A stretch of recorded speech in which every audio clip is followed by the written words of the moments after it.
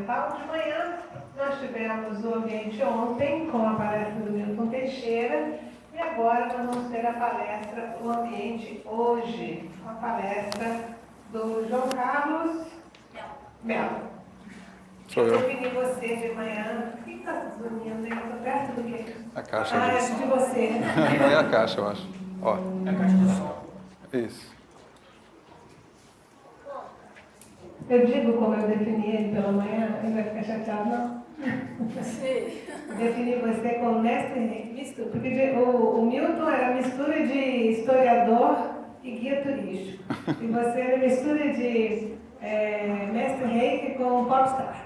É uma honra, é uma honra. Ainda estou com o microfone de Madonna. Pois é, né? Você quer que eles venham para frente? Eu ia pedir essa gentileza. Vocês podem fazer essa gentileza? Bora, venham para frente. Somos tão pouquinhos. Deixem a timidez de lado. Vamos ficar juntinhos aqui. A gente convidou o João Carlos porque a gente queria falar assim, hoje é o dia da mudança, né? Hoje é a hora da mudança, a mudança que a gente pode fazer para um futuro melhor, para um ambiente mais conservado. Então, por isso o convite que nós fizemos para ele, eu espero que vocês gostem. Vamos lá, passa a palavra aí ao João Carlos. Obrigado por vocês terem vindo, por esses momentos juntos aqui. Eu espero que eu também goste da palestra, né? A primeira coisa que me ocorreu quando eu recebi o convite foi por que é que me convidaram. Eu não entendo nada de meio ambiente, né? Não é a minha área. Depois eu também disse a Polita, no dia que a gente conversou, que eu não tenho assim um roteiro para a palestra, não tem nada decorado. Hoje, por acaso, até fiz um guiazinho aqui, porque me ocorreram algumas coisas que eu gostaria de falar, e como elas não fazem parte do roteiro, que eu não tenho, então eu achei bom trazer escrito, né? Mas depois eu estive pensando ao longo dessas semanas que separaram o nosso encontro do hoje, que, afinal de contas, o meu trabalho, aquilo que eu faço, o meu pensamento, a minha atitude na vida tem tudo a ver com o meio ambiente. Só que não é aquele meio ambiente que a gente conhece, né? A gente fala no meio ambiente, você está pensando lá nos rios, nas florestas, enfim. E não é com esse ambiente que eu trabalho. Eu trabalho com outro ambiente. Eu trabalho com o ambiente interno. Eu trabalho com o ser humano. E aquilo que é a proposta desse encontro hoje é a gente pensar, a gente ampliar, se você já pensou sobre isso, a nossa possibilidade de reflexão de será que é possível haver um ambiente externo independente de um ambiente interno? Será que eles não estão intimamente, necessariamente conectados? Afinal de contas, quem é que mantém, quem é que preserva, quem é que recupera, quem é que destrói esse meio ambiente? É o ser humano. Então, aquilo que nós estamos vendo lá de fora, necessariamente é uma reprodução daquilo que nós estamos vivendo dentro. Portanto, qualquer ação nossa do lado de fora, que não tiver eco, não tiver origem numa ação para dentro, será infrutífera. O que me deixa um pouco angustiado, e falo com liberdade, primeiro porque não sou membro da casa, não sou sujeito a sanções depois, né? Depois, eu não sou da área, então eu não tenho esse compromisso. Aquilo que me angustia é ver que não existe esse pensamento instituído. A gente está agindo numa instituição poderosa como essa, com todos os recursos que tem, tentando fazer com que o meio ambiente funcione de uma maneira mais harmoniosa, mas não há essa ligação do ser humano como um meio ambiente íntimo, próprio, pessoal, antes das ações que vão ser feitas no meio ambiente. E eu acredito que isso vai ser sempre um trabalho infindável e não sei até que ponto que vai resultar, vai ser muito frutífero. Eu trouxe duas frases que eu gosto muito e que norteiam muito a minha vida para inspirar aquilo que eu quero dizer para vocês, né? A primeira é: você foi feito à imagem e semelhança de Deus. Você já ouviu isso, com certeza. Não sei se você já parou para pensar no que ela significa, né? A gente acaba repetindo isso, está lá nas escrituras aí, principalmente da Igreja Católica, né? Não sei se você já parou para pensar nisso. Se você foi feito à imagem e semelhança de Deus, então, em princípio, você é um Deus encarnado. Na pior das hipóteses, um fragmento desse Deus encarnado. Eu gosto de pensar nessa imagem, nessa ideia do fragmento de Deus, né? Porque Deus é uma coisa tão inominável, né? Tão gigante, que eu me comparar a Ele, eu me sinto assim muito pequenininho.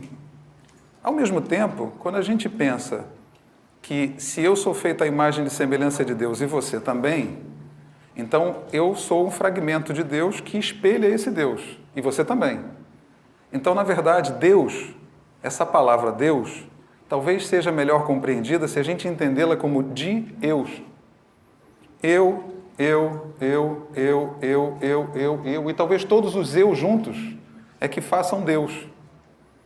Isso talvez nos leve a pensar que nós somos todos um. Nós somos todos frutos da mesma coisa. Somos todos fragmentos dessa energia, né, inominável, que talvez lá na nossa origem, na sua imensa generosidade, se multipartiu em tudo que existe. Então você é um fragmento, eu também, cada um de nós, e tudo que existe. Isso traz uma ideia interessante, que conecta com a minha ideia original. Será que é possível que eu esteja bem se você estiver em sofrimento? Será que é possível você ser feliz se eu estiver doente? Se nós somos todos frutos da mesma coisa, imagine uma teia de aranha. No centro dessa teia de aranha estou eu, no centro da tua está tu, está você, né? Então, cada um pontinho dessa teia de aranha somos todos nós e tudo que existe.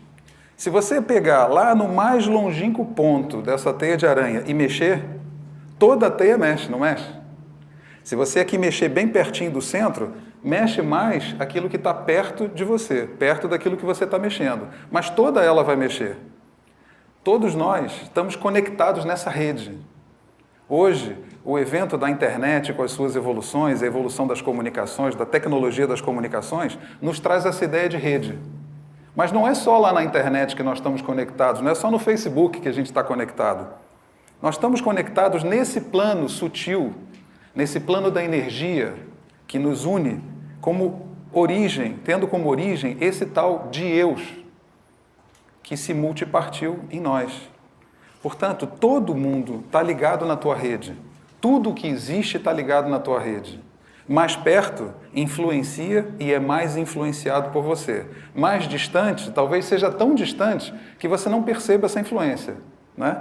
Não me afeta diretamente aquilo que acontece com um irmão meu muçulmano lá no Oriente Médio, que é bombardeado lá na cidade onde ele vive, né? Não me afeta diretamente, mas indiretamente me afeta, porque ele está na minha rede. Ele está na tua rede, não existe nada fora dessa rede. E uma das coisas que tem sido extremamente danosa para o ser humano é imaginar-se como uma unidade desconectada de um todo. Isso deu origem, por exemplo, à nossa famosa Lei de Gerson. Tem muita gente nova aqui que não sei se já ouviu falar, né? A Lei de Gerson é quero levar vantagem em tudo, certo? Vocês sabem de onde veio isso?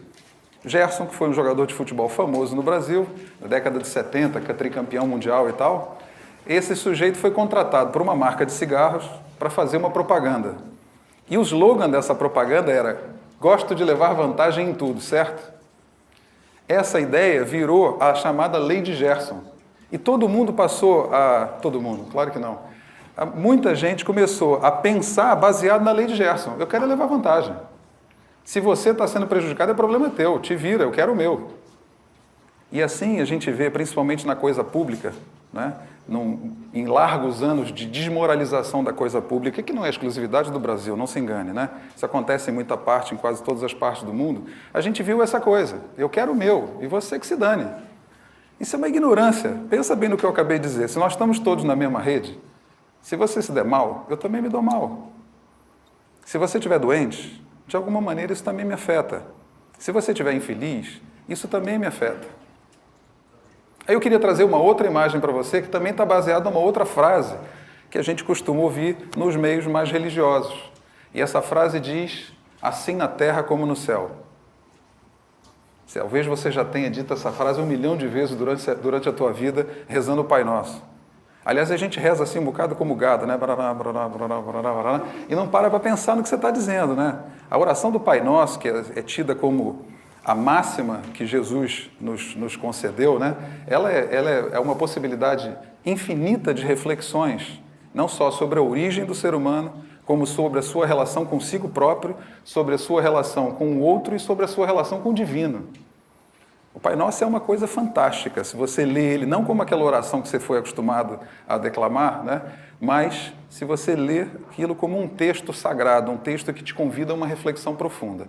Lá nesse texto, num determinado ponto, está escrito isso: assim na terra como no céu. que você acha que isso quer dizer? Alguém já parou para pensar nisso? O que essa frase nos convida a pensar? Você está tímido ou nunca pensou mesmo? Nunca pensou mesmo, né? Normalmente, quando eu pergunto isso, todo mundo diz, eu nunca pensei mesmo. Assim na terra como no céu, representa uma metáfora. Aliás, a oração do Pai Nosso, não é a exclusividade dela, é uma metáfora.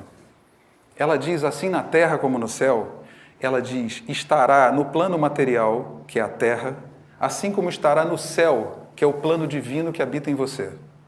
Os budistas têm uma frase parecida com essa. Eles dizem, está fora como dentro está. Eles são mais diretos, né? Não usaram metáfora. Isso significa que você vai não só construir do lado de fora, como ver do lado de fora, baseado naquilo que está do lado de dentro. Ou seja, se eu tenho muita dor, muita mágoa, muita raiva, muito sofrimento dentro de mim, é como se eu calçasse uns óculos de ver raivas e mágoas. E eu vejo tudo sobre os olhos da raiva e da mágoa. Às vezes acontece uma coisa fantástica com a pessoa e a pessoa diz assim, caramba, quanto mais eu rezo, mais assombração me aparece. Né? E depois você vai ver uma outra pessoa lidando com situações escassas, com situações difíceis, e você vai ver aquela pessoa terminar o dia e dizer assim para você, abençoado dia, amanhã vai ser ainda melhor. Caramba, o que muda? O que difere uma pessoa da outra? Os óculos com que ela calça para ver o mundo. Né? E é claro que esses óculos estão baseados na história dessa pessoa. Assim na terra como no céu, nos diz, não só que você está vendo a vida com esses olhos, e assim como você projeta na vida baseado nesses olhos, você constrói baseado nessa crença que você traz. Bom, ficou mais ou menos claro que existe uma ligação entre nós, indefectível, inexorável, e que existe uma ligação nossa com o todo, porque essa não é uma exclusividade de nós, seres humanos. Nós somos uma das últimas espécies na Terra, das mais recentes, né? Nós somos os irmãozinhos mais novos metidos à besta. Só porque Deus nos deu, muito sacanamente, Ele nos deu o raciocínio. Aí a gente acredita que a gente é capaz de dominar tudo. Depois a gente vê a natureza primitiva, né?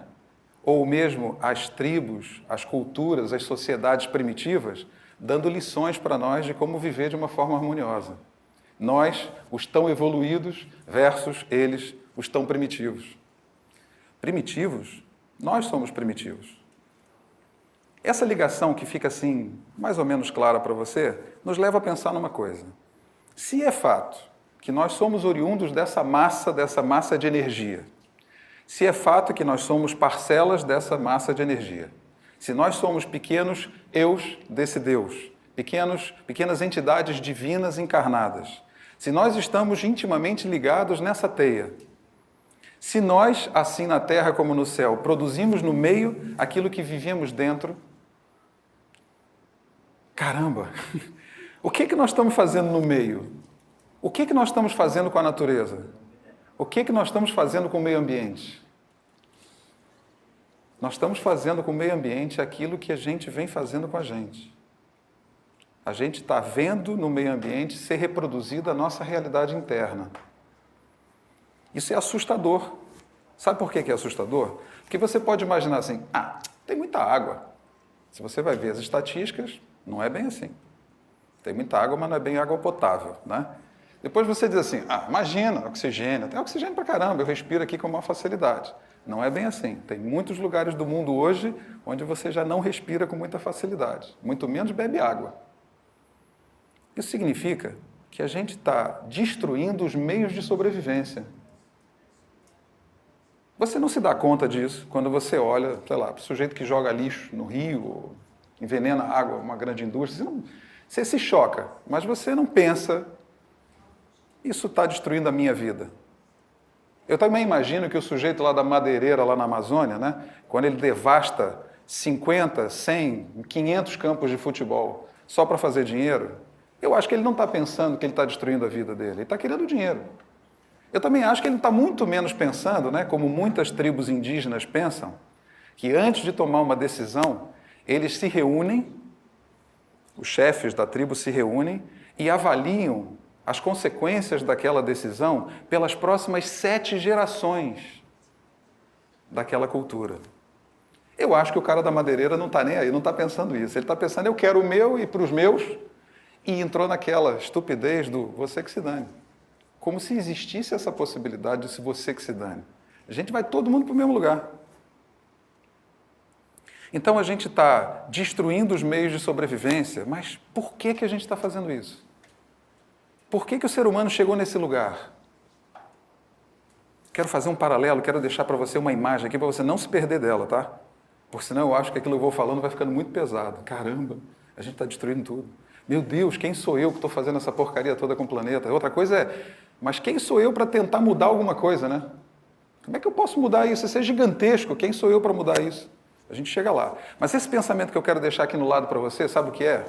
Lembra que no início da minha palestra eu disse para você, nós somos deuses encarnados. Nós somos entidades espirituais divinas encarnadas. Você pode pensar assim, caramba, eu estou no INEA, eu vim para uma palestra sobre meio ambiente, e esse sujeito está me falando sobre divindade, né? E com os seres espirituais, eu não sei mais o que. Isso é muito místico para mim, eu não estou nessa praia, eu estou mais na coisa da ciência. Então, se você acha que falar sobre energia e sobre espiritualidade, né, é algo assim muito místico, então eu conheço o maior místico de todos que eu conheci até hoje, infelizmente não conheci pessoalmente, chama-se Albert Einstein. Porque foi ele que disse que tudo é energia, não fui eu. Eu estou me apropriando da fala dele. Você lembra? A teoria da relatividade? De repente você não lembra lá na escola, você estudou, para vocês não faz muito tempo que vocês estudaram isso, né? É igual a mc ao quadrado. Vocês lembram dessa fórmula? Está lá o Einstein com aquele cabelo de maluco, branco, aquela língua para fora, naquela figura estereotipada que a gente conhece dele, né? E ele escreveu lá uma fórmula enorme, a lousa dele era uma coisa gigantesca, esse camarada conseguiu. No quadro, sem nenhuma possibilidade de comprovação, ele criou a teoria mais fundamental da nossa existência. Criou não, descobriu. Teoria da relatividade. É igual a mc ao quadrado. Sabe o que isso quer dizer? Energia é igual a massa vezes a velocidade da luz ao quadrado. Sabe o que isso quer dizer? É que se você pegar uma partícula, que está representado pelo m da massa, e acelerar ela à velocidade da luz ao quadrado, você imagina que velocidade é essa, né? A velocidade da luz é uma coisa estupenda. Ela ao quadrado é uma coisa inimaginável para o nosso cérebro. Mas se você pegar essa partícula e acelerar ela à velocidade da luz ao quadrado, sabe o que você encontra? Energia pura. Durante pelo menos os últimos 70 anos, isso foi uma teoria que ninguém conseguia desmobilizar, ninguém conseguia descredibilizar, mas também ninguém conseguia provar. Mais ou menos há 5 anos atrás, na fronteira da Suíça com a França, construíram um acelerador de partículas. Só para você ter uma ideia, ele tem 14 quilômetros de diâmetro. É uma coisa gigantesca. E eles criaram esse acelerador de partículas para tentar provar a teoria da relatividade. E depois de algumas experiências frustradas, provaram a teoria da relatividade. Einstein era um gênio, estava certo. O postulado do Einstein nos dizia o seguinte: matéria é energia condensada. Tudo que é material é energia condensada. Ou seja, você está olhando, e se você está conseguindo me ver, é porque eu sou uma entidade material, eu sou energia condensada. Essa mesa atrás de mim também. A cadeira onde você está sentada. E tudo que você consegue ver é energia condensada. É claro que existe uma diferença fundamental entre eu e a mesa, felizmente, né? Mas somos feitos de energia em diferentes graus de condensação. No nosso caso, seres humanos, assim como os animais irracionais e os vegetais, nós somos feitos de uma energia específica. Essa energia chama-se energia vital. Talvez você já tenha ouvido falar dela, até com outros nomes. Por exemplo, você já ouviu falar de Tai Chi Chuan? Aquela coisa meio dança, meio luta que os chineses fazem? A sílaba Chi, da palavra Tai Chi Chuan, é energia vital em chinês. Talvez você já tenha ouvido falar de Aikido.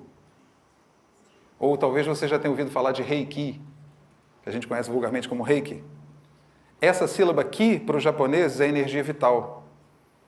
Nós somos constituídos e nós somos sustentados por essa energia. Sabe por que eu estou falando disso? Porque a natureza, quando nos criou, ela criou um pressuposto, que também não é exclusividade nossa. O pressuposto número 1 da natureza é sobreviva. E a natureza tem se harmonizado e se reharmonizado e buscado novas formas de se reharmonizar ao longo das eras, sempre atendendo a essa máxima: sobreviva. Faz parte da vocação da natureza resistir, mudar-se, transformar-se e sobreviver. Essa também é a nossa natureza, porque nós somos uma das entidades dessa natureza.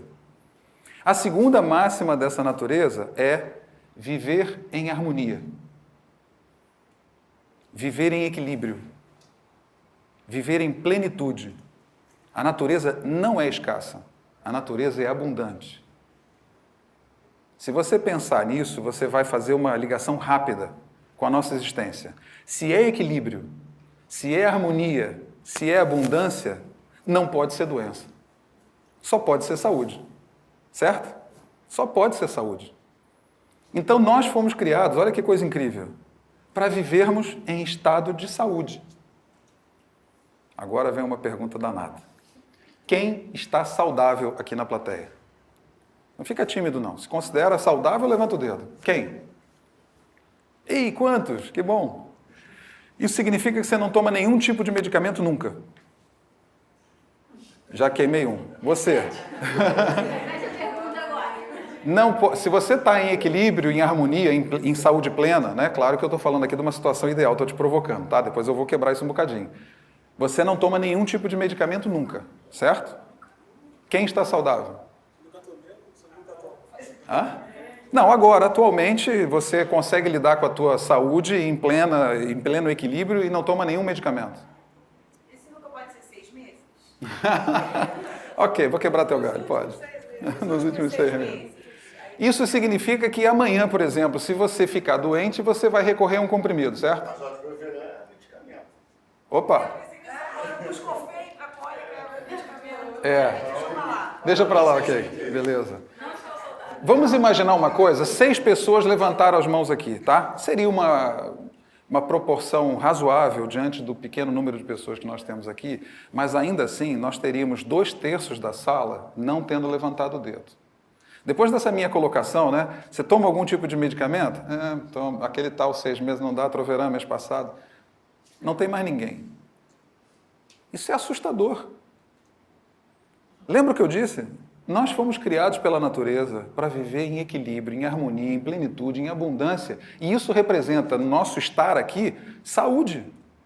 Ninguém está saudável, quer dizer, a gente não consegue atender a esse clamor original da natureza. O que aconteceu com a gente? Aí um esperto vai pensar assim, esperto no bom sentido vai pensar assim, peraí, mas você está fazendo uma afirmação baseada numa teoria tua. Quem foi que disse que a natureza tem esse pressuposto? Né? Vamos recorrer a uma imagem. Depois você pesquisa para ver se eu tenho razão, tá? Imagine, por exemplo, uma savana na África, tá?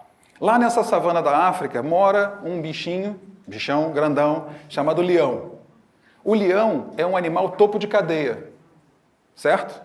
Se você encontrar esse animal reproduzindo, topo de cadeia reproduzindo, significa que ele está vivendo num ambiente equilibrado.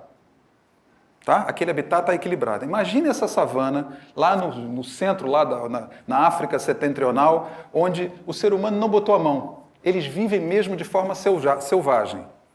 Esse sujeito e todos daquela comunidade morrem saudáveis.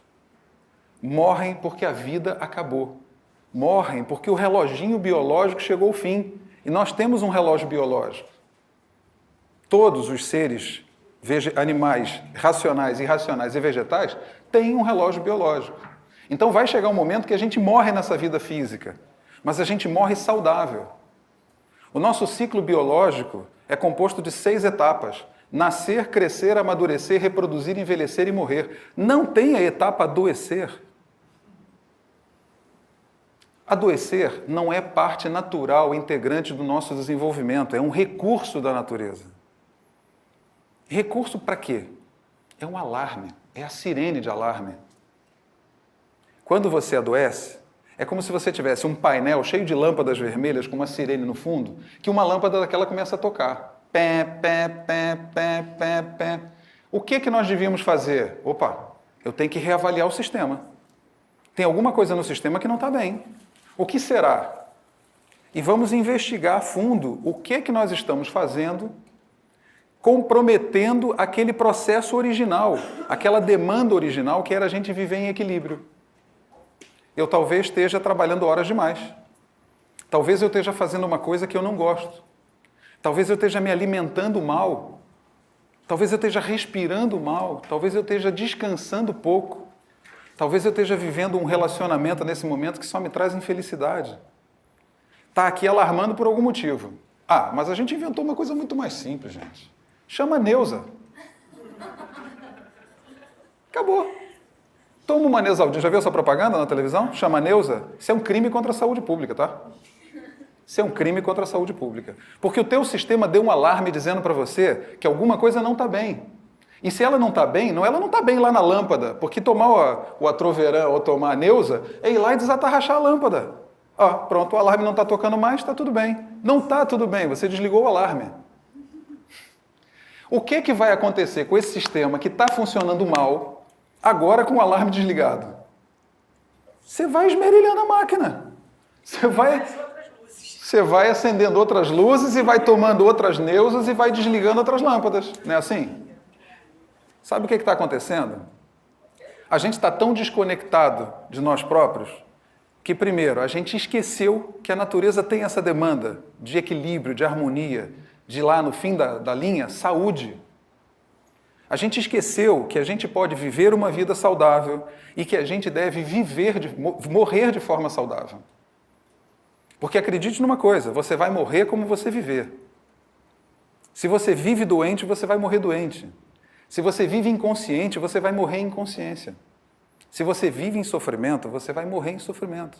Não existe uma mágica no fim da vida, sei lá, eu acredito em milagres, tá?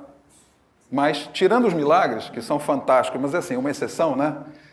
Não vai haver uma luz divina no fim da vida que vai lá, olha, você, afinal de contas, tcharam, aí você morre super feliz, que nem um passarinho. Não vai rolar. Você vai gritar pela Neuza lá no final da vida pra caramba, para tentar sobreviver, tentar passar de uma maneira mais saudável. Eu estou querendo dizer para você que a gente está muito desconectado, não é só daquele ambiente externo, a gente está muito desconectado desse ambiente interno. A gente não sabe como lidar com esse plano de saúde. Falando de plano de saúde, nós não temos nem plano de saúde, nem sistema de saúde, nem Ministério da Saúde. Nós só temos todos eles de doença. O nosso ministério devia chamar Ministério da Doença. Porque só fala de doença. Tem alguém lá fazendo um investimento em conscientização, em educação para a saúde? Hein? Tu? Pô, vou ver se a gente elege ministro da saúde, pô. Ótimo. Tá saudável? Fiz todos os exames, 11% de depressão. Não toma nenhum medicamento? Olha aí, temos um exemplo que a gente procurava, ainda veio com uma bandeira lá, ó. Ótimo, maravilha. Eu dizia agora há pouco, um pouco antes de você chegar, mesmo que a gente tivesse aqui uma pessoa, é alarmante a gente ter uma pessoa no meio de tantas que está saudável. A gente se esqueceu disso. A gente se esqueceu dessa premissa, a gente se desapropriou de como lidar com a nossa saúde e de como lidar com a nossa doença. A gente lida com a doença como um inimigo a ser abatido, quando na verdade o sujeito é um mensageiro a ser escutado. Ele traz uma mensagem. Imagina que você mora numa casa, que é isso que acontece, né? Esse corpo físico, por mais que você diga, eu não ligo para as coisas materiais, isso é uma bobagem, tá? Porque você é uma entidade espiritual vivendo uma experiência material, por isso você está encarnado, né? Por isso é que você virou matéria, por isso é que, segundo lá o Einstein, você condensou para virar essa pessoa, para viver essa experiência material. Você está morando aí dentro dessa casa que o teu corpo é. Aí um dia vem um mensageiro. Por quê? Porque você fez determinadas coisas que comprometeram aquela tal da saúde original. Então aparece um sintoma. Vem um mensageiro e bate na tua porta. Como é teu nome? Guilherme. O mensageiro bate na porta. Guilherme, eu preciso falar com você. E o Guilherme diz, esse cara está me chateando, eu não quero falar com ninguém. Aí o Guilherme bota uns fones de ouvido e aumenta o som. O mensageiro... Caramba, o Guilherme tem uma mensagem importante para o Guilherme não está nem aí para mim. Sabe o que foi que o Guilherme fez? Sabe, né? Chamou a Neuza. Aliviou o sintoma, né? Aí o mensageiro vai embora, mas o mensageiro é esperto e o mensageiro é mestre. Ele sabe que precisa te dar essa mensagem. Ele vai voltar. Quando ele voltar, ele vai lembrar que ontem, quando bateu na porta do Guilherme, o Guilherme não escutou. Então ele vai voltar amanhã e vai bater mais forte, para ver se o Guilherme escuta. Aí o Guilherme Pá, bota lá um heavy metal na altura, não quer mais ouvir o cara falar. Ele vai embora de novo cabisbaixo, né? O coitado do mensageiro, lá vai ele triste da vida. Amanhã ele vai pensar, caramba, essa mensagem é tão importante para o Guilherme que não pode passar de hoje. Aí ele vem, mas não vem já com a mão para bater na porta, ele vem com uma marreta. E se o Guilherme não escutar de novo, no dia seguinte ele volta com umas bananas de dinamite. Assim você faz um câncer, por exemplo. Sucessivas, equivocadas, lidas terapêuticas com você próprio. Inconsciência absoluta de quem você é, de que maneira você funciona. Mas isso você podia falar também, você fez uma gripe, você fez uma pneumonia, ok? Eu agravei para chocar, porque essa é uma questão de escala. É uma questão de escala. É assim que a gente tem lidado com a saúde, em absoluta inconsciência de como nós funcionamos, e com a doença, como se fosse um inimigo, como eu disse, a abater, quando na verdade é um mensageiro a ser escutado. Por que raios nós estamos assim? O que diabo nos aconteceu para a gente ficar dessa maneira?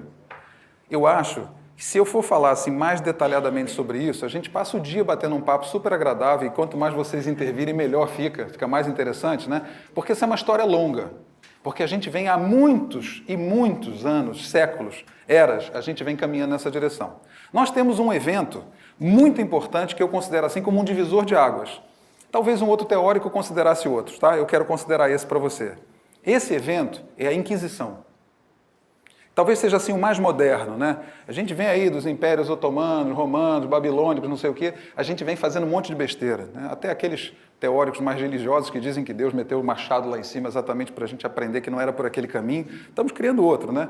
Mas é um bocado isso que acontece. Depois a gente recebeu alguns mensageiros para nos avisar que essa rota não era melhor. Nós temos dois grandes mensageiros nessas eras mais recentes, Buda, 2.500 anos, e Jesus, há 2.000 anos, foram mensageiros, cada um na sua época e cada um no seu espaço, trazendo mensagens dizendo para a gente, o caminho não é bem esse, né? Vamos ver se você consegue entender o que é que você representa. Eu sou Deus, mas vós também o sois. Lembram disso? Foi ele que disse isso, foi Jesus que disse isso, né? Então eles naquele momento já estavam dizendo que você era Deus e que a tua função aqui não era bem essa, não era bem dessa maneira que era para você viver. A mensagem que Jesus nos trouxe foi uma mensagem de fraternidade, uma mensagem de amor incondicional. Ele falava a linguagem mais profunda do coração. Ele falava sobre amor, basicamente. A gente está aqui 2.000 anos depois, ainda tentando entender, ainda assim, rateando um bocado do que significa isso, né? Porque a gente conhece um bocado amar. Amar, essa coisa, essa ação estereotipada que a gente pratica no dia a dia, muitas vezes de forma doentia e egoísta. Mas não é disso que eu estou falando, não. Não era disso que ele falava sobre amor. Essa essência, essa energia, esse fogo ígneo, né? Essa energia primária que nos gera, que nos mobiliza, que nos sustenta. Nós nos desapropriamos disso. Quando chegou na Inquisição, nós tínhamos, só para você ter uma ideia, assim, na lida com a saúde, que é a minha área, né? Nós tínhamos figuras que eram os curadores ou curandeiros. Esses sujeitos, eles foram caçados pela Inquisição e muitos queimados em praça pública, porque eles atentavam contra o poder reinante na ocasião. Nesse momento, o poder reinante era o poder eclesiástico, era a igreja, né? Então, eles atentavam contra a igreja, porque eles detinham um poder, um conhecimento muito grande, um conhecimento original dessa origem do ser humano e dessa lida com a saúde do ser humano. Esses sujeitos lidavam conosco como seres integrados, em corpo, mente e espírito. Você já pensou uma coisa engraçada quando eu falo dessa integração? Nós nos chamamos indivíduos, não é? Indivíduo é uma palavra que vem do latim que significa indivisível, sabia? Então nós somos seres indivisíveis. Não somos sequer um conjunto de partes, nós somos uma unidade. Naquele momento, a Inquisição caçou os curandeiros, queimou livros e conhecimentos e não sei mais o quê, e com essa ameaça, com essa égide do medo, instituiu uma nova era, a Era do Medo. A partir dali, ele autorizou a ciência, a igreja autorizou a ciência a pesquisar sobre qualquer coisa que não abrangesse Deus, anjos, paraíso e inferno e a origem do homem, a origem divina do homem. De resto, a ciência podia pesquisar qualquer coisa, podia desenvolver qualquer coisa. Sobrava muito pouca coisa, na verdade, né? Sobrava muito pouca coisa. Essa pouca coisa que sobrava foi sendo desenvolvida ao longo do tempo com uma ciência, com um conhecimento técnico e tecnológico vertical, com uma capacidade de especialização fantástica. Veja, hoje na ciência da saúde, nós temos especialistas do especialista do especialista, né? A gente tem ortopedista, especialista em mão direita. O camarada veste uns óculos que tem o formato de mão direita, né? Se for mão esquerda, não sei se ele já sabe o que fazer com aquilo. Ele só conhece o sujeito daqui para frente, daqui para trás não importa. Ele cura a mão. Como se aquela mão tivesse uma existência própria, né? Que não tivesse o cara que está aqui atrás. Como se os meus tendões não doessem porque eu estou carregando uma raiva há muito tempo. Como se fazer tendinites constantes não tivesse a ver com isso, né? Com uma carga de raiva que não está sendo descarregada. Então, esses camaradas acabaram desenvolvendo uma ciência sem alma, que é aquilo que a gente vive hoje. A gente é capaz de mandar uma sonda lá para Saturno, pesquisar sobre a atmosfera, os anéis de Saturno, e a gente não consegue descobrir a nossa existência, o que a gente está fazendo aqui. Perguntas as mais elementares, né? Quem sou eu? O que eu estou fazendo aqui? Qual é o propósito da vida? A gente não consegue fazer reflexões sobre isso. Nós fomos nos desapropriando de nós próprios e dessa sobrevivência, dessa sustentação saudável. E nós fomos repercutindo esse pensamento, né? Essa corrente filosófica sutil nas nossas práticas diárias. Se a gente junta outros adventos, como por exemplo a Revolução Industrial, né, que vem trazer uma forma de vida mecanizada e a produção em massa como a máxima que nós desejávamos, a gente vai pegar essas duas coisas e a gente vai ver o homem virar uma máquina. Foi isso que nós nos tornamos. Eu duvido que você nunca pensou, a não ser que você seja muito novinho, duvido que você nunca pensou que você se tornou um resolvedor de problemas e um pagador de contas. Qual é o propósito de estar vivo? Resolver problemas e pagar contas. Olha, eu pedi a você para segurar lembra aqui, que estava aqui do lado? Você é Deus, né? Um ser divino encarnado. Não esquece disso, senão a gente descamba aqui nessa palestra ladeira abaixo, né? Esse sujeito continua sendo você, mesmo o pagador de conta resolvedor de problema, porque você se tornou essa pessoa. Mas você não é essa pessoa em essência. Aliás, essa coisa do eu sou, né? Quem eu sou, o ser, foi ficando assim tão difícil que a gente começou a tentar, ao invés de ser, a gente começou a tentar ter. Vamos comprar coisas. Aí, à medida em que eu tenho, eu sou. Pensas que és.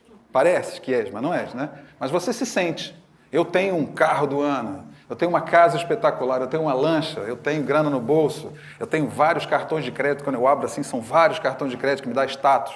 Eu vou no final de semana no shopping, compro tudo aquilo que eu quero, e chego em casa e estou numa puta depressão. Porque não consigo descobrir o que eu estou fazendo aqui. Depois, à medida em que vai ficando difícil ter, a gente então tentou uma nova saída, a gente tentou parecer. Não dá para ser, não dá para ter, então vou parecer. A gente começou a investir numa era de aparência. É aquilo que parece. Se você parece com alguém que está engajado no grupo, não sei o que, você é bacana. Se você veste aquele colarzinho, aquela roupinha que apareceu na novela das 9, você é bacana. Né? Se você faz botox, faz cirurgias, não sei lá, 30 cirurgias plásticas e parece novinha, embora na origem você seja um maracujá de gaveta, você é bacana. E a gente, nas coisas mais elementares do dia a dia, a gente está investindo nessa direção. A natureza pressupôs saúde, pressupôs equilíbrio. Lembra? Como você ia ter essa saúde? Como é que você ia sustentar essa coisa que originalmente está lá? Era tendo coisas? Era com pensamentos não sei o quê, com ligações filosóficas ou religiosas XPTO? Não, era simples. Com uma alimentação adequada, com uma respiração adequada, com práticas físicas adequadas e com um pensamento saudável. Basta isso. Se você conseguisse reunir essas coisas, você estava saudável. Alimentação, sólida e líquida, claro, né? Pensa no que você comeu hoje. A gente está pertinho da hora do almoço, talvez você ainda lembre. Será que o que você comeu era alimento ou era comida? O que será que é comida e o que será que é alimento, né? A gente pode pensar numa alimentação bioquimicamente equilibrada, tem os nutrientes que eu preciso, mas ela está morta. De repente você vai comer legumezinhos e tal, cozidos, verduras, tudo, mas está tudo morto. Ou está tudo intoxicado. Aquilo que é alimento de verdade são os alimentos de origem vegetal o mais in natura possível, preferencialmente de agricultura biológica. Porque esses foram criados respeitando os ciclos da natureza. Não foram injetados com hormônios, nem com agrotóxicos, para depois te intoxicar de metais pesados, né? Então, aquilo que você está comendo aqui no dia a dia, mesmo que você busque uma alimentação mais saudável, é difícil conseguir essa alimentação equilibrada. Porque os alimentos vegetais, eles não têm só nutrientes, eles têm a tal da energia vital. Lembra que eu disse? Energia vital é dos animais racionais e irracionais e dos vegetais. Quando você tira uma maçã do pé, ela não morre. Ela continua viva, um tempão. Sabe quando ela morre? É quando ela está podre. Aí ela morreu. Enquanto ela está ali, tenrinha, ela está viva. Ela vai dando sinais de que está morrendo. Então, quanto mais in natura você comer esses alimentos, mais você tem bons nutrientes e mais carga de energia vital você está absorvendo. Infelizmente, a gente está aí numa geração fast food, né? Tudo é muito rápido e se você levar em conta o que é alimento e o que é comida, tudo que é caixa, pacote, lata ou saco faz mal à saúde. Tudo. Se você abrir a sua despensa hoje, você vai levar um susto. Caramba, está tudo em lata, pacote, caixa e saco. Depois eu falei sobre respiração, que é a nossa alimentação gasosa. Sabe que essa é a mais importante de todas, né? Alimentação gasosa. Pensa bem, quanto tempo você consegue ficar sem comer comida? Muitos dias, né? Quanto tempo você consegue ficar sem beber água? Alguns dias. A gente vê de vez em quando tragédias, né? 9 dias depois foi encontrado um sujeito soterrado, o cara estava vivo ainda, né? Bebeu xixi, fez de tudo ali para poder sobreviver, mas estava vivo. Agora me diga quanto tempo você consegue ficar sem respirar? Minuto? 5? Recorde de apneia, acho que são 17, se não me engano. Não, é uma coisa absurda. É uma menina que faz mergulho em apneia, acho que são 17 minutos que ela fica em apneia, né? É uma coisa absurda. Não sei como é que ela funciona, mas ela arranjou um jeito lá de funcionar em hipóxia absoluta, né? Então imagina, a respiração, fora um fenômeno como essa, né? É o alimento mais importante que você tem. Será que você está respirando bem? Só nos falta essa, né? A gente já sabe que é tal do alimento sólido, a gente está comendo qualquer coisa. Será que você está respirando bem? Como é que é respirar bem? Você sabe qual é a referência do respirar bem? A nossa referência de respirar bem será um bebê saudável. Bebê com 2 anos, tá? Depois que ele acabou de mamar, o aparelho respiratório já amadureceu. Então, se ele estiver saudável, se ele estiver aquecido, alimentado, descansado, protegido, ele vai estar saudável. Então, aquela respiração que ele está fazendo é saudável. Como é que o bebê respira? Já reparou? Uma respiração que envolve abdômen e tórax e muito dinâmica, né? Se você olhar para um bebezinho assim, você vai ver. E a tua respiração, como é que está? Não adianta mudar, que eu olhei para todo mundo antes. Eu, antes de falar isso, eu olho para todo mundo respirando. Ainda mais eu vou falando assim sobre esses temas, né? A respiração vai ficando suspensa, né? Você fica assim, o que ele vai dizer agora? Você está fazendo uma respiração que a gente chama de respiração de sobrevivência. É só um pouquinho, menos do que isso você morria. O que será que aconteceu? Tua respiração original não era aquela? Por que você está respirando assim agora? Há um fenômeno curioso. A respiração é um mecanismo fisiológico que responde diretamente ao nosso sistema psicoemocional. Traduzindo em miúdos, se você toma um susto, o que você faz? Não é? Mas está ofegante por quê? Você não correu. A tua respiração está dizendo alguma coisa. Essa respiração é uma respiração de integração. Se você está com medo, o que você faz? A respiração fica curtinha. E se você está apaixonado, o que você faz? Respiração longa e profunda. Olha como a respiração responde, né? Então, repara uma coisa. A respiração da paixão, do amor, é... A respiração do medo é? A tua respiração estava ampla ou curta? Curta, né? Então, você está em estado de amor ou você está em estado de medo? Mas medo do quê? Você está com medo do quê? A gente está com medo do quê? Posso falar? Claro! Eu acho que vai ser um pouco longo. Eu te chamo para cá depois, você assume, tá? A gente está com medo do quê, afinal de contas? Olha, muitas coisas. Mas o que a gente está fazendo, representado por essa respiração, é diminuindo o contato, diminuindo a carga vital. A gente diminui o contato com esses embates que nos provocam medo. Sabe por quê? Porque com menos oxigênio e com menos energia vital que a gente absorve na respiração, a gente vive menos intensamente. A gente está mais robotizado. a gente está mais sedado. Aí a gente consegue ir levando a vida. O extremo disso é o sujeito que está muito mal, tão mal, que ele está deprimido, ele está em síndrome do pânico e ele está tomando ansiolíticos e antidepressivos. Essa pessoa, você diz, você ganhou na Mega Sena. E ele diz, aham. Só olha, sua mãe morreu. E ele diz, aham.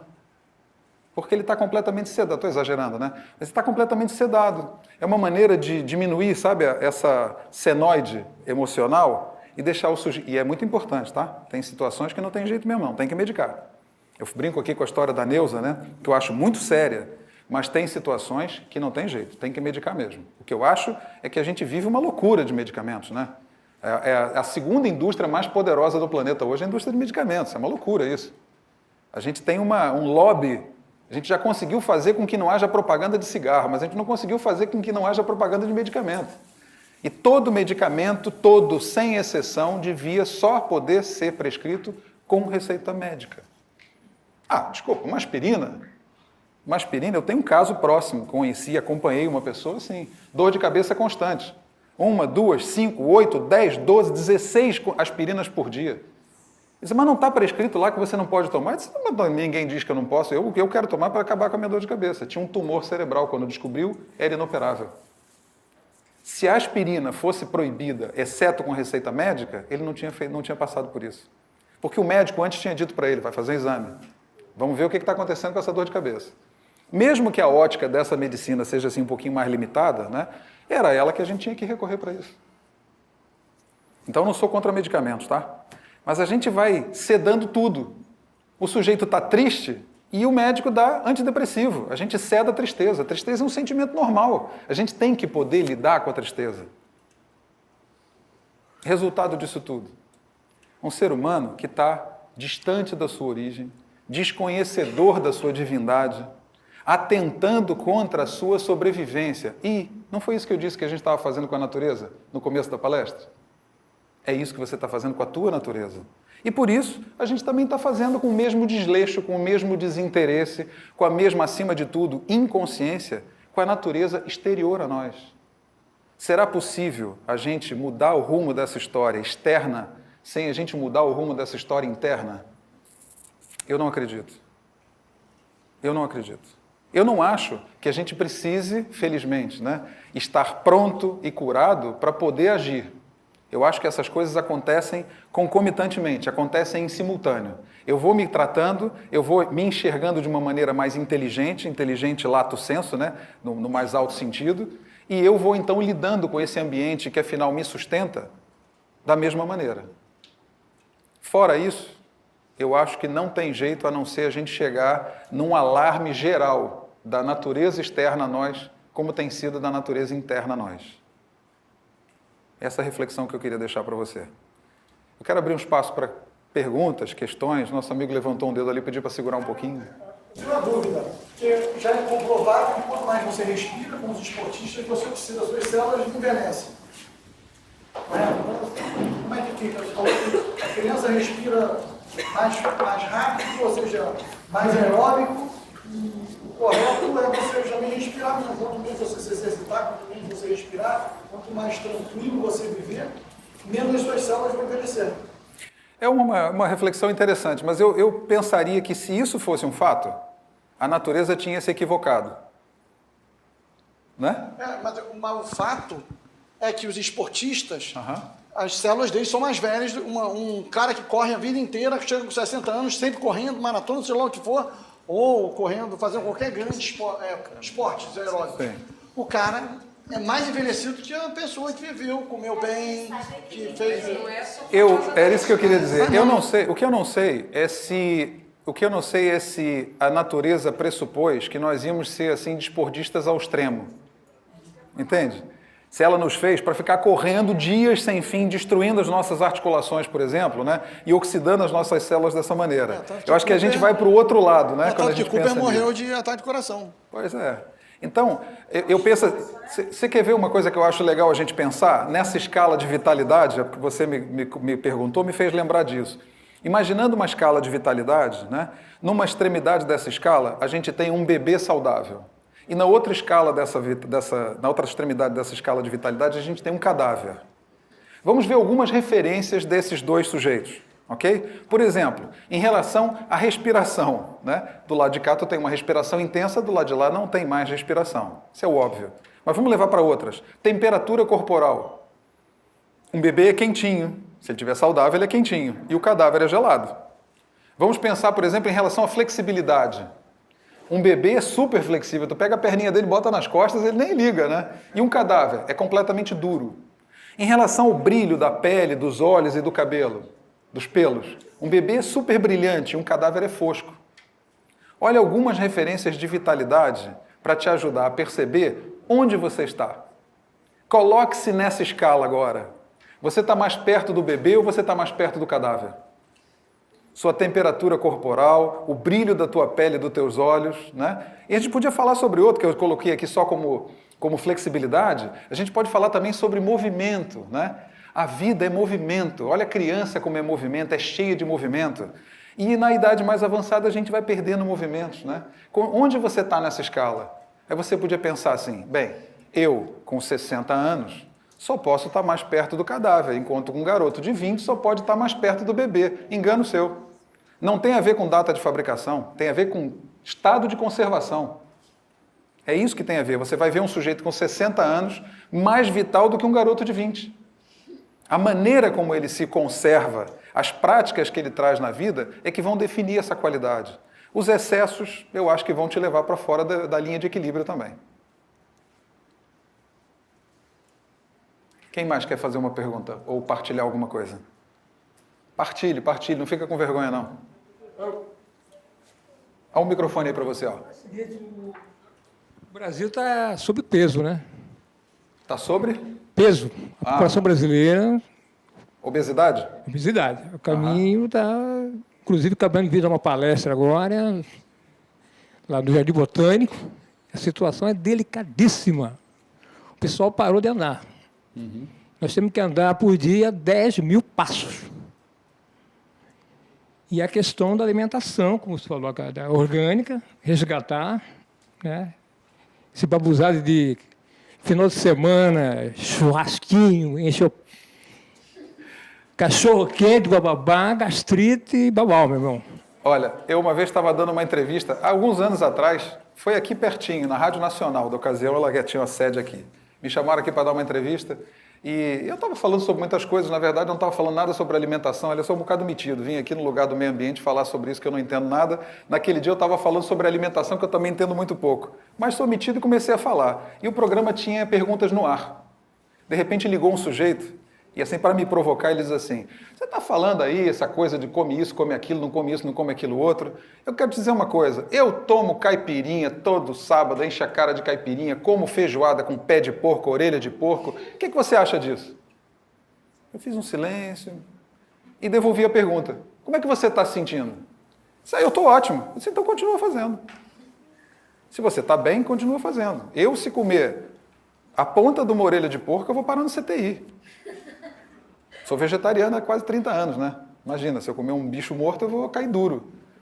Agora, eu não acho que seja a forma mais saudável da gente se alimentar. Se você pensar que a natureza vegetal, né, é colorida e se oferece para você comê-la, e se você pensar que a natureza animal foge de você se você tentar comê-la, a própria natureza já disse para você o que você deve fazer. Pensa bem, coloca uma criança de 7 anos, 6 anos, sei lá, num quarto fechado, com fome, com uma maçã e um coelho. Tu acha que ela vai comer o coelho e brincar com a maçã ou ela vai comer a maçã e brincar com o coelho? Por favor. Depois a gente tem algumas teorias engraçadas, né? A gente precisa da proteína da carne, gente. A gente precisa... Conversa fiada. Mentira. A gente precisa da proteína. E nós temos na carne uma cadeia de 8 proteínas que só é substituída na natureza por um elemento do reino vegetal, que é a soja. Por isso é que o vegetariano tem uma alimentação que tem ali um cálcio na soja. Mas essa carne que você come, primeiro, a aferição de proteína é feita com a carne crua. Você não come carne crua. E quando a carne é cozida, frita, seja lá mais o que for, a parte significativa daquela proteína desapareceu, porque a proteína é volátil. Você acha que está comendo proteína, você está comendo veneno. Você está comendo um bicho que viveu em sofrimento, que morreu em sofrimento, uma carne que foi pintada, cheirada, tingida para você poder achar que ela é engraçadinha, né? Aquele setor das carnes no supermercado parece um Instituto Médico Legal, pensa bem. Um monte de cadáver pendurado, né? E você, ao invés de colocar vida para dentro, porque foi isso que a natureza pensou, vamos botar vida para dentro, você está colocando morte e sofrimento para dentro. Eu não recomendo a ninguém que mude de alimentação só porque escutou poucas palavras numa palestra, né? Mas eu sugiro que você reflita.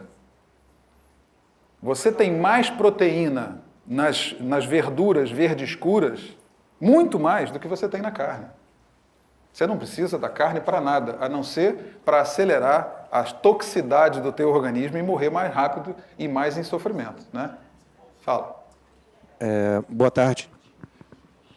Esse Boa microfone tarde. é só para gravação. Você falou que eu sou Guilherme, daqui da CNEA. Eu gostaria muito de ser vegetariano, mas também tem essa coisa de substituir é complicado, muitas vezes, principalmente quem é mais desfavorecido, vamos dizer assim, né? Olha, são os teus 5 minutos da fama, você vai ficar com 2 microfones, tá? Segura esse que é o segura esse, você fala. Então, pô, 2 minutos só, gente? Vai em frente, vai em frente. Só vocês são muito pessimistas, tá tudo bem. Bom, deixa eu te falar. Com relação a essa questão, a soja é a única que vem a substituir, no caso? Isso é uma... É uma cadeia proteica, é uma cadeia de 7 proteínas que tem no reino animal, na carne e no reino vegetal, na soja. Sim. Tá bom, basicamente É só isso. Mal utilizado pra caramba os 2 minutos. Deixa eu pensar. Quando eu me olho, eu me vejo desde o lado dos Homens das Cavernas comendo carne. Não é verdade. Pois é. Não é verdade. Meu Eu vou te castelo vai cair. essa é outra que dá outra palestra, dá outro encontro nosso aqui para a gente brincar um bocado, né? Aí eu fico... O ser humano se tornou, cara, o ser humano era nômade. Enquanto ele era nômade, e é esse tal das cavernas lá, é um pouquinho depois, enquanto ele era nômade, ele não comia carne. Ele ia comendo vegetais pelo caminho. A partir de um determinado momento, começou a haver escassez. E ele começou a confinar-se em territórios.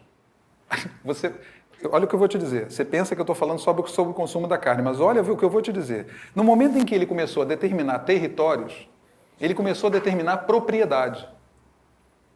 Ele já não tinha tanta extensão de terra para ir atrás de vegetais, então ele começou a confinar animais e foi aí que ele começou a comer animais. Mas não acaba aí a gracinha. Foi aí que surgiu a instituição do casamento. Por quê? Se aquela que era a companheira dele transasse com o cara da propriedade do lado e ela tivesse um filho do cara da propriedade do lado, a propriedade dele passava a ser do cara. Então a mulher também passou a ser minha. Cara, não acompanhei. Eu imagino. Continua. Essa realidade provoca algumas resistências. Não, tô nem resistente, eu só não acompanhei mesmo. É porque, então é isso, o camarada agora tem uma propriedade, tem animais e tem uma companheira, mas aqui o ser humano não era monogâmico, era polígamo. Sim. Ok? Mas naquele momento que ele tem aquela propriedade, a companheira dele se trepar com outro e tiver filho dele, a parte dessa propriedade passa a ser do cara, e eu não quero distribuir a minha propriedade, então você passou a ser minha propriedade, você é minha mulher, minha propriedade. E a carne entrou onde? A carne entrou antes. Essa parte eu entendi do casamento, né? Foi no confinamento dos Desejo da animais. outra carne. No momento que ele começa a fazer propriedades, né, determinar território e confinar animais para o seu sustento por conta da escassez que começou a acontecer, ele começa a comer carne. Originalmente, a nossa origem... Olha, eu vou te dar outros dados. Os nossos dentes, compara com os dentes dos carnívoros. Carnívoros têm caninos desenvolvidos, nós não. Nós temos incisivos e molares para maceração de vegetais. Os ácidos na nossa boca e do nosso estômago não são os melhores para a quebra das moléculas da carne. A gente não consegue quebrar completamente aquelas moléculas.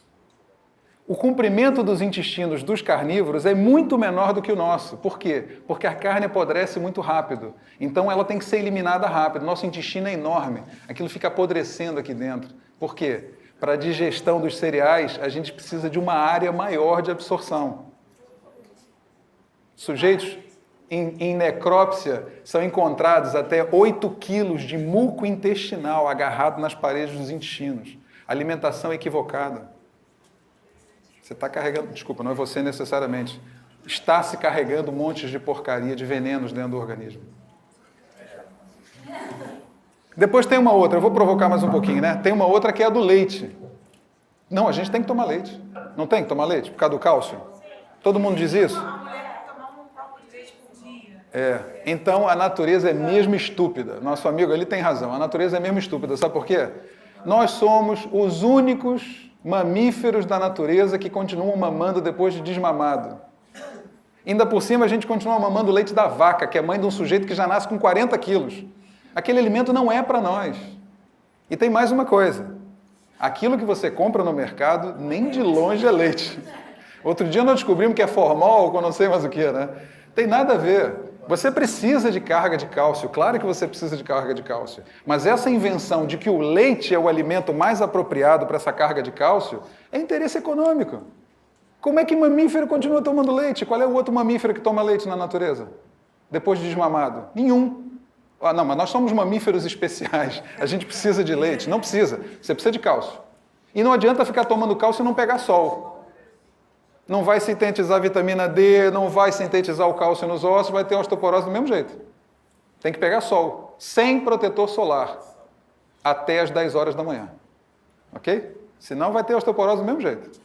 Besteira. Isso é... Outro dia eu vi uma matéria sobre a história do cálcio, a deficiência de cálcio, não sei mais o quê, e a matéria terminava. Então, nós concluímos que o ser humano tem que tomar 3 copos de leite por dia. Aquilo só pode ter sido patrocinado por uma usina de laticínios, pô, não é possível. Isso é uma loucura, uma estupidez. Informe-se, você vai ver que a gente está num caminho equivocado com a alimentação. Boa tarde. Oi. Então, você falou, né, sobre o consumo de carne, né, em relação à vida e tal. Eu sei que em algumas ilhas da Sicília, né, o povo come muita carne e bebe muito vinho. E a expectativa de vida lá é bem alta, cerca de 90 anos, 107 anos. Também queria perguntar, assim, em relação ao consumo de carne. O senhor tem o pensamento de que os povos que consomem carne são relativamente mais violentos, né, se a gente for comparar em relação à história? Né? Ótima pergunta. Ótimas perguntas. Primeiro, eu não conheço as ilhas da Sicília, né? Você não acabou ainda não? Não, vou fazer outra pergunta também. Eu não sei se lembra das 3 de uma vez depois, mas vai lá. Não, essa pergunta já tem outra variação totalmente diferente. Como o senhor aconselha a canalizar certos sentimentos, né? Os de tristeza ou de raiva, né, que nós temos durante o dia a dia? Legal. Tem até uma certa dificuldade em canalizar a raiva, porque... Acredite, você não está sozinho. Você não está sozinho. Olha, primeiro em relação às comunidades lá das ilhas da Sicília, eu desconheço, eu não sei. Mas eu acho, você disse, consomem muita carne e bebem muito vinho. Eu acho que se você tirar o vinho, morre todo mundo num instante. Quem está sustentando essa saúde é o vinho. Tá? Não só porque o álcool é um bom adstringente para o sangue, né? Como as propriedades do vinho, que você também tem no suco de uva. Você tem no suco, não precisa do álcool. Você tem no suco de uva integral, você tem os mesmos componentes saudáveis que você tem no vinho tinto, tá? Principalmente. Mas eu tenho a impressão que quem sustenta essa saúde lá da turma da Sicília é o vinho, tá? Depois você falou sobre expectativa de vida. Isso é uma coisa curiosa. Estão vivendo muito, 90 anos. Isso é muito? Por quê? Você acha que vai viver quantos anos? Mais ou menos, dá uma ideia assim. Quantos anos você quer viver? Uma ideia assim, sei lá. 90, 100, 70. Olha só uma coisa. Primeiro a gente tem uma estatística que mostra que no início do século XX a gente como humanidade, né? A gente vivia em torno de 34 anos, tá? No início do século XX. No final do século XX, começo do XXI, a gente está vivendo em torno de 75. É uma mudança brutal. A gente conseguiu muitos avanços na longevidade. Eu questiono em termos de qualidade, mas longevidade a gente conseguiu. O que eu acho que quando eu junto essas duas coisas, eu penso que a gente conseguiu sustentar mais o sofrimento, sabe? A gente consegue ficar vivo sofrendo mais tempo, tá? Não acho que a gente esteja só sofrendo, né? Estou pegando só um segmento da coisa. Mas nós fomos feitos para viver em torno de 120 anos. E estamos vivendo 75. Olha que loucura. 45 anos no lixo. Você me respondeu 70, eu quero viver 70, né? Quantos você tem hoje? 20. Ah, entendi. Porque eu estou com 52, quando você falou, eu falei 70 só? Caramba, falta tão pouco tempo, né? A minha perspectiva, e eu digo isso sempre, a minha perspectiva é viver 140 anos. Se a ciência diz 120, eu quero viver 140. Mas quando você pensa 140, tu está imaginando o cara decrépito, de fralda, tomando papinha na boca, né? Não, eu não. Eu estou super ativo e, se for possível, eu estou aqui conversando com você com 140 anos. Essa é a minha perspectiva. Né? Não sei, pode ser que eu tropece aqui, bata com a cabeça e morra agora. Né? E aí aquilo que eu vou considerar é o tempo em que eu vivi, o que foi que eu fiz. Então eu tenho essas duas referências. Uma, eu quero viver muito, porque eu tenho muito prazer de viver, com todos os problemas e dificuldades que a vida traz. São todos mensageiros, né? Desafios para eu me desenvolver ainda mais. Acho que tenho muitos contributos para dar e para receber ao longo desse tempo todo. Né? Então, todo o tempo que eu puder ficar aqui em saúde, eu quero ficar. Mas se me restarem minutos, eu espero que seja até o fim da palestra, para a gente terminar essa conversa, pelo menos, né? Se me restarem esses minutos, aquilo que eu vou levar em conta, né, entre aspas, do outro lado, é como foi que eu vivi. O que eu estava fazendo quando eu estava lá? Porque eu vou levar um susto, né? Dizer, caramba, morri, pô. Vim para dar uma palestra, não cheguei nem em casa de volta. Que coisa estranha, né? Não era isso que eu esperava. Eu estava falando do tal dos 140, né? Mas, já que isso aconteceu, como estavam os meus sonhos? Eu continuava sonhando, perspectivando assim como um adolescente, né? Eu quero fazer isso, eu quero realizar aquilo outro. Como estavam os meus relacionamentos? Eu olhava nos olhos, eu dizia eu te amo, eu dizia chega, basta, eu dizia olha, não gostei, eu dizia perdão. Como é que eu estava me relacionando comigo? Como é que eu estava me relacionando com o outro? Essa é a consideração que eu vou fazer. E aí não importa se eu vou viver 140 ou mais 5 minutos. Interessa o aqui e agora, porque é nesse lugar, fruto desse momento que eu estou vivendo, que eu vou dar o próximo passo. Então, em relação à longevidade, eu acho que quando você fala 90 anos, para mim é pouco. Ainda me faltam 50 depois desses, né?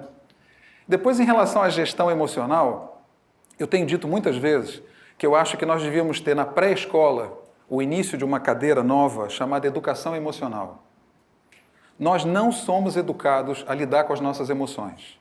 E esse é um ponto importante do desvio do nosso equilíbrio. Porque se você tem raiva, dizem que é feio você ter raiva. Se você tem medo, dizem que você é idiota por ter medo. Basicamente, né? Ah, se você ama é lindo, mas você nem sabe identificar bem se aquilo é amor mesmo ou se você está fazendo uma projeção para atender os desejos do outro, né? Porque quando você faz uma coisa legal, todo mundo diz, ê! Quando você faz uma coisa que a turma não acha legal, ah, você é feio. Pois é, mas como será encontrar uma forma de eu fazer realmente aquilo que eu tenho vontade de fazer, sendo saudável para mim, sendo saudável para o outro e sendo saudável para o meio? Será que eu tenho que me tornar um sujeito enquadrado, igualzinho a todo mundo, sentindo, pensando e agindo como todo mundo, para estar feliz? A experiência mostra que não. A experiência mostra que a diversidade é que nos faz saudáveis. Na natureza, é a diversidade que garante a sustentabilidade. Você pega uma floresta inteira de uma espécie só e entra ali um parasita, acaba com tudo. Nós somos equilibrados baseados em diversidades. É porque você é um e eu sou outro, muito diferentes, e nós convivemos em harmonia socialmente, é que nos faz equilibrados e felizes. Então, acho que a gente devia ter, na pré-escola, a instituição dessa cadeira, sabe? Educação emocional, para ajudar a criança a ser ela própria, desenvolver-se como ela própria, ao mesmo tempo que respeitando a si, respeitando o outro e o meio. Depois, quando a gente já está nesse lugar, né, onde a gente é tão reprimido nas nossas emoções, na manifestação espontânea dos nossos sentimentos, aí a gente tem que procurar terapias que nos ajudem a descarregar essas coisas e nos reeducarmos, né? Para que na origem eu não tenha que ter tanta raiva para depois manifestar de alguma maneira. Eu não tenha que ter tanta angústia para saber o que fazer com ela. Percebe? A gente está num momento em que a gente precisa de reeducação. Mas tem que começar lá no começo da escola, porque senão aquelas crianças daqui a pouco estão aqui e nós estamos falando sobre a mesma coisa. E a nossa filosofia educacional, com raríssimas exceções, continua sendo a mesma coisa. Nós não temos educação. Ainda agora eu disse que nós não temos Ministério da Saúde, temos Ministério da Doença, né? Agora eu vou te dizer, nós não temos Ministério da Educação, nós temos Ministério do Ensino. Sabe qual é a diferença?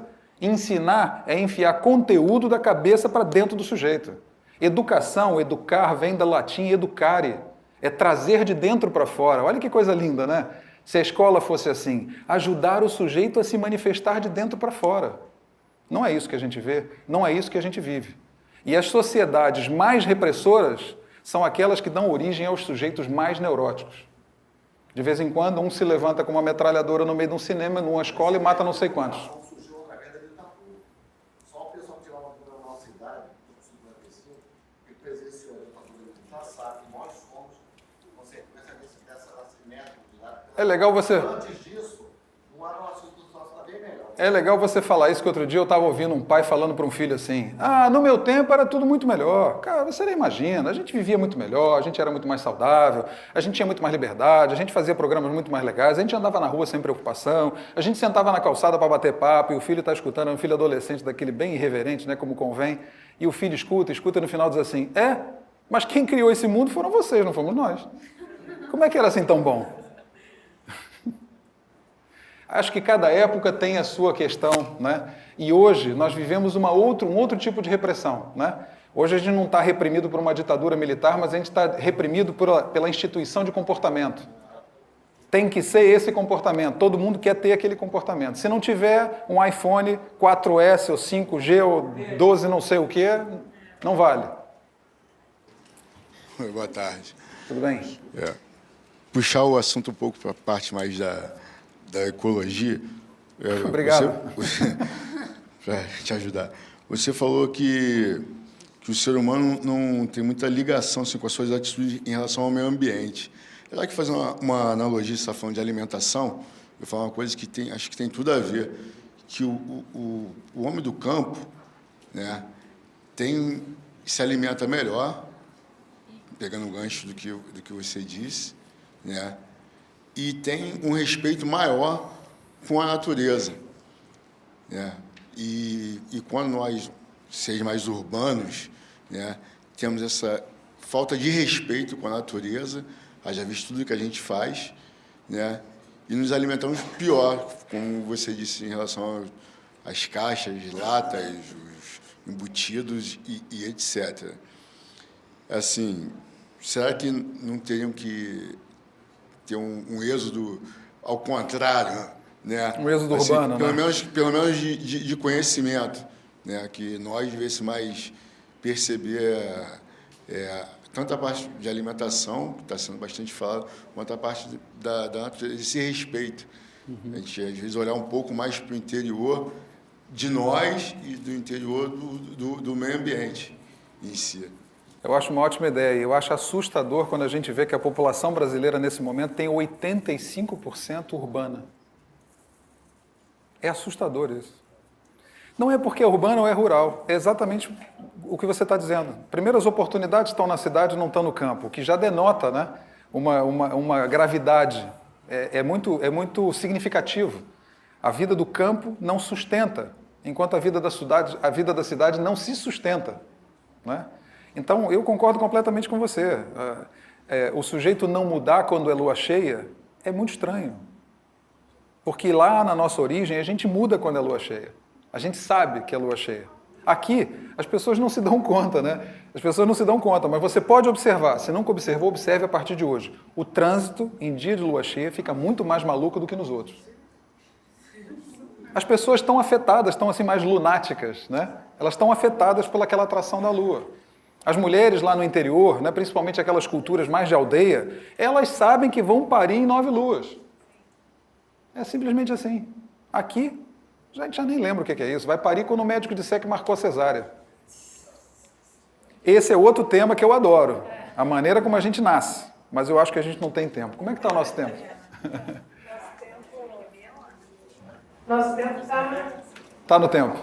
Nosso tempo é esse. Ok, legal. Então, vocês gostariam que a gente convidasse ele para fazer uma palestra sobre vegetarianismo? Combinado. Outro tema que eu não domino. Eles só me convidam para temas que eu não domino. Já vi que quando você não domina, você arrasa. Acompanhado de um buffet vegetariano. Ah, eu acho legal. Boa, muito bom. Legal. Gente, eu vou agradecer muito. Eu acho que todos adoraram a sua palestra. Obrigado. Foi um prazer. E essa essa perspectiva de diversificar, né? A gente todo ano, de manhã eu falei, todo ano a gente faz Semana do Ambiente. E haja criatividade para todo ano ter algum novo tema, né? Alguma nova abordagem, porque o novo também é cativante, né? A gente fica se repetindo. E esse ano eu fiquei muito feliz, acho que foi uma excelente contribuição. A da manhã também foi, mas agora de tarde todo mundo gostou muito. A gente sente essa energia no ar. Eu acho que vai despertar muitas reflexões extremamente importantes para que a gente tenha mais coerência, né, entre o que a gente vive, né, e o que a gente, entre o nosso trabalho e a nossa vivência pessoal, e que isso é sempre bom, né, traz sempre mais saúde. Eu queria que você me desse mais um minuto, que eu queria terminar esse nosso encontro com uma parábolazinha que eu gosto muito, que eu acho que é super ilustrativa de tudo que eu disse. Talvez você já conheça. Mas essa historinha conta que havia um pai cientista que estava em casa, tinha um pequeno laboratório em casa, e ele estava lá fazendo as suas experiências. Estava ele e o filhinho de 6 anos. E o filhinho de 6 anos queria brincar com o pai. E o pai estava super absorvido por aquelas experiências que estava fazendo. E o filho, pai, poxa, eu queria brincar com você e tal. E ele, pô, filho, o pai está tão ocupado aqui agora, não vai dar para brincar com você. Puxa, papai, brinca comigo, brinca comigo, brinca comigo. E ele pensou, peraí que eu vou arranjar uma solução. Pegou uma revista, ele tinha uma revista importada assim grande, com um tabloidezão enorme, né? Folheou. Ah, era isso que eu estava procurando. Era uma página central com uma foto da Terra batida da Lua. Então estava aquele espaço sideral preto, atrás aquela bolona azul, né? Ele arrancou aquela folha, cortou aquela folha toda em pequenos quadradinhos, deu para o filho com uma fita durex e disse, filho, conserta o mundo para o papai. O filho ficou super animado, né? Caramba, papai, que ideia legal, vou consertar o mundo. E o pai pensou, bem, as próximas 4 horas eu posso terminar meu experimento para depois dar atenção a ele. Passado 20 minutos, volta o moleque com o planeta consertado. Papai, consertei o mundo. Caraca, filho, como é que você consertou o mundo assim tão rápido? Papai, eu botei aquele monte de pedacinho de um planeta no chão e não conseguia consertar. Descobri que era muito difícil consertar o mundo. Mas quando você levantou a página para cortar, eu vi do outro lado, tinha uma foto de um homem. Aí eu virei os quadradinhos todos ao contrário e fui juntando e descobri que quando eu consertava o homem, eu consertava o mundo. Obrigado.